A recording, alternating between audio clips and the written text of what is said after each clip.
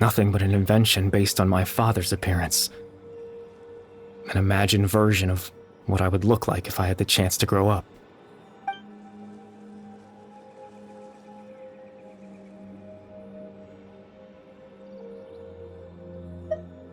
I know. But there's nothing I can do to make them find me. If I could exist in the real world, I would return without a second thought and surprise them with the suddenness of it all. But, well, that's not possible for me.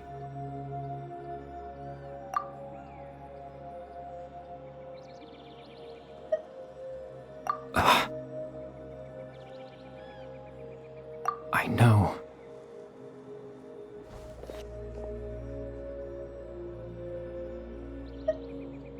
Captain Dainsleif. Twilight's sword, you mean? No need to meet up with him.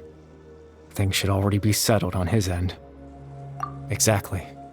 As someone who could only exist in people's memories, the fact that I'm able to talk to you in my consciousness like this can only mean one thing. The loom of fate has already been completed.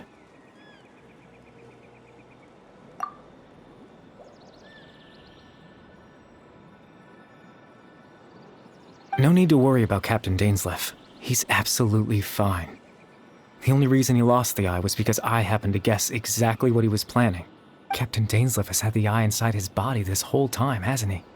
His plan was to lure the Abyss Order to a false location, capitalizing on their pursuit of the eye in order to have the chance to confront the princess. He would then hand the eye to you and tell you to take it away from that location. That way, Captain Dainsleif could accomplish his own goal and ensure the safety of the eye all at once. A very thorough plan. That's right, because in his mind, he had given it to you already.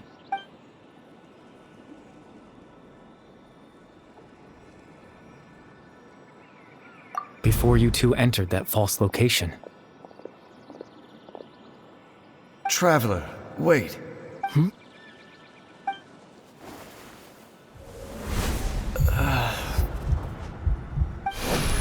We've no time to lose. Let's head inside.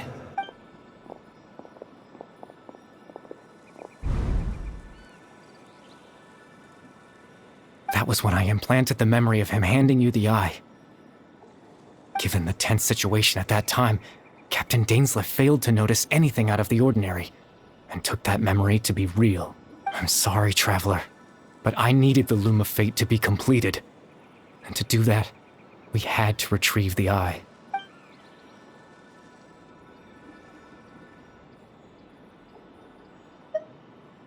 I promise I'm not trying to conceal anything from you, but I truly have no idea what the princess is planning. Tevat's ley line system is deeply entrenched in the planet. Creating new ley lines can neither replace nor extend the ones that already exist. In the face of everything they could be planning, I fear I'm too insignificant to even get a glimpse of the bigger picture. In any case, I had my own use for the Loom of Fate, and my goal, at least, has been achieved. You remember my father, don't you? Clotar Alberich.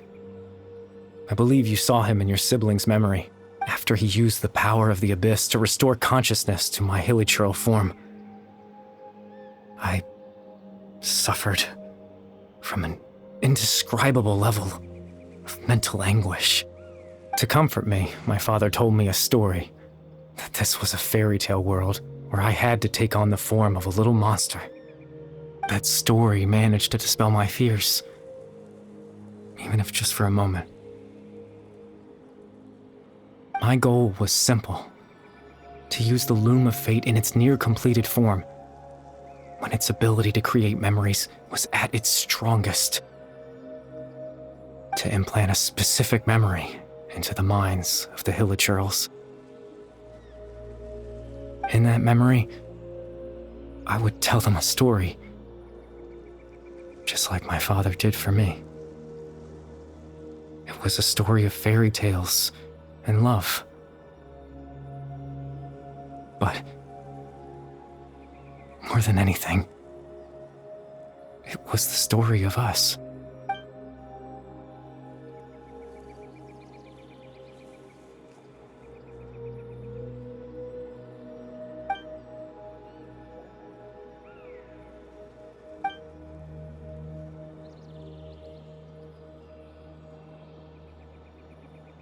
can't change the world. Not when I lost the very right to exist within it. Implanting those memories, that was the most worthwhile thing I could offer. All that's left of my existence is a wisp of residual consciousness tied to the loom of fate. In truth, that trace of my consciousness should have dissipated long ago. My goal was the one thing that allowed me to hold on all this time. But now, the bedtime story is finished. And it's finally time to rest.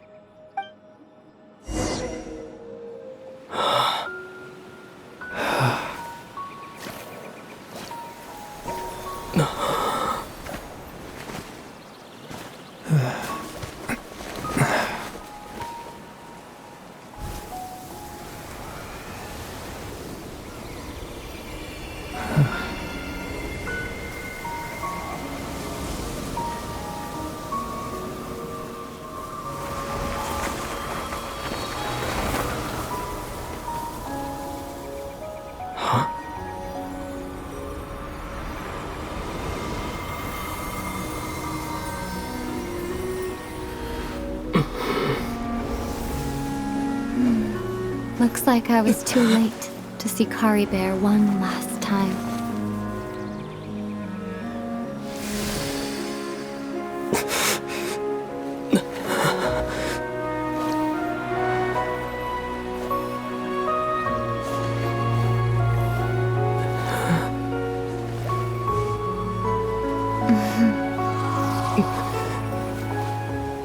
Caribert's consciousness is gone, and this space will soon disappear along with it.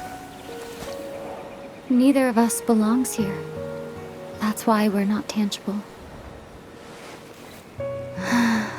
Were that not the case, I'd love to hug you too. Well, how about a conversation?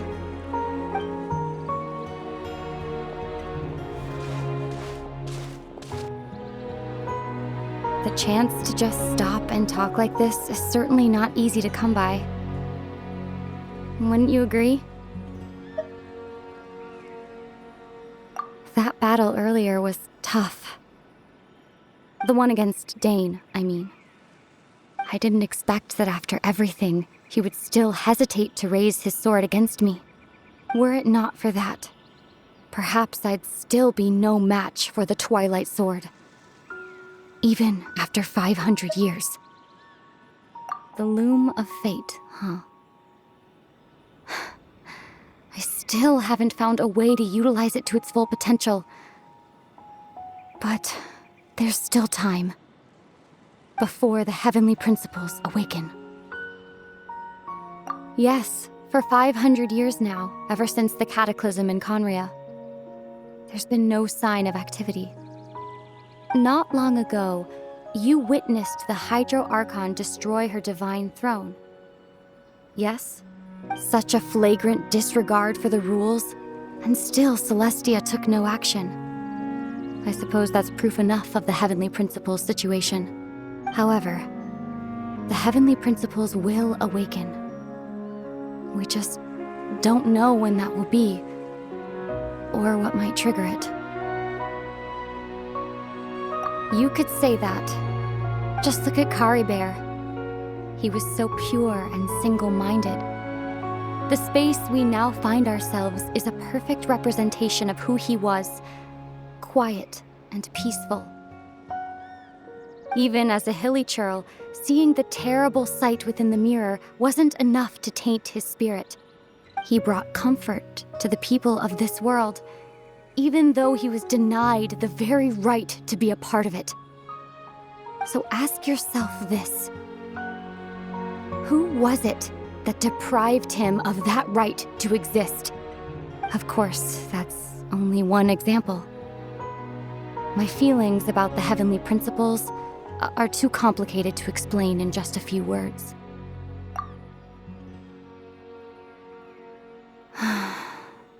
Ether?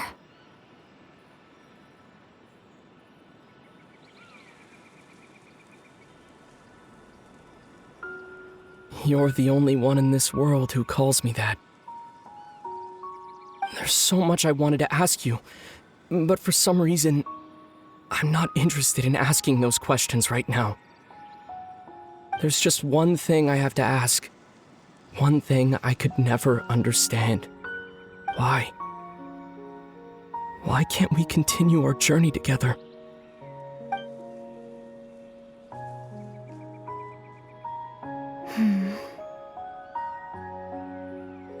At the end of my journey, I arrived at a place known as the Sea of Flowers at the end. Do you remember? A long time ago, when we traveled between worlds together, you told me you wanted to find a place in the universe where that one flower was in full bloom. To have a place like that suddenly appear before me. Well, would you think of that as a coincidence?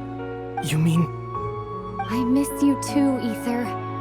But as this war continues to rage, and as I continue to seek that final answer, I don't even know how to face myself sometimes, let alone my own brother. Huh? What's going on? This space has lost its tether. I doubt it'll be able to exist much longer. In fact, aside from our inability to physically interact with each other, there's something else you should know about this space. With Caribert gone, we won't be able to remember anything that happened here.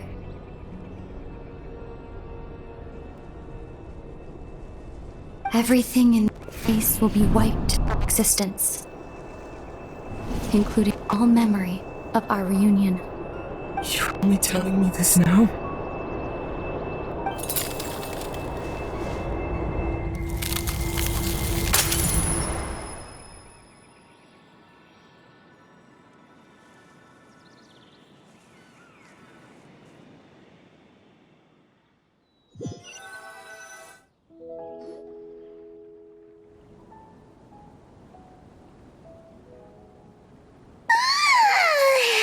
Still so sleepy. Paimon's head feels all fuzzy. Oh, Paimon woke up a little earlier than you, so Paimon will fill you in. The villagers said that they saw us sleeping near the village yesterday. They could— Oh, and Dane came by just now. It looked like he was injured. He didn't say anything, though. Just made sure that you were alright and left. Kinda seemed like he had a lot on his mind, but that's Dane for ya. Let's think for a second. We were in that memory, and we saw that guy you called Caribert. He was the missing villager that we've been trying to find, right? And after that, Paimon doesn't remember what happened. Wait, really? What a score!